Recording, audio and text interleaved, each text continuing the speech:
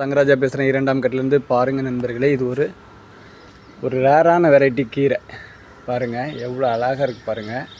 இந்த பூவை பாருங்கள், அழகு, செம்ம அழகுங்க.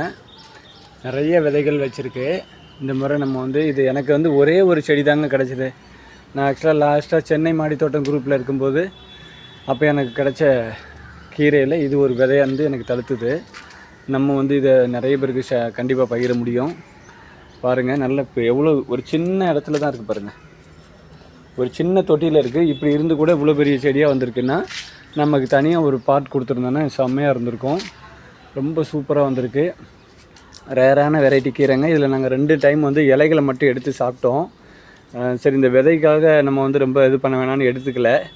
பாருங்கள் எவ்வளோ அழகாக அந்த கீரையோட அந்த விதையோட அழகை பாருங்கள். இது அவ்வளோவுமே விதை தாங்க, சூப்பராக வரும்.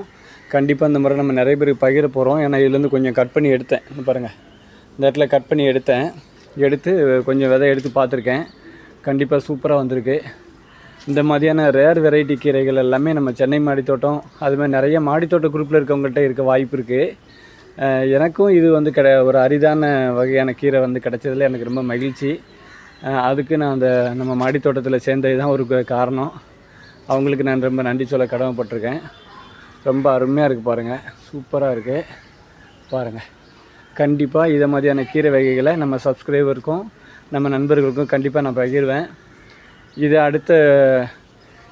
அடுத்த பட்டத்துக்கு நான் அந்த கீரையை கண்டிப்பாக நான் எல்லாத்துக்கும் பகிர்வேங்க. ரொம்ப சூப்பராக இருக்குது இந்த கீரை. இதோட பேர் தெரிஞ்சால் யாராவது நமக்கு கமெண்டில் பதிவு பண்ணுங்கள், நானும் தெரிஞ்சுப்பேன். ஏன்னா எனக்கு சரியாக தெரியல. தண்டுக்கீரைன்னு சொல்லிக்கலாமே தவிர என்ன தண்டுக்கீரைன்னு என்னால் சொல்ல முடியல.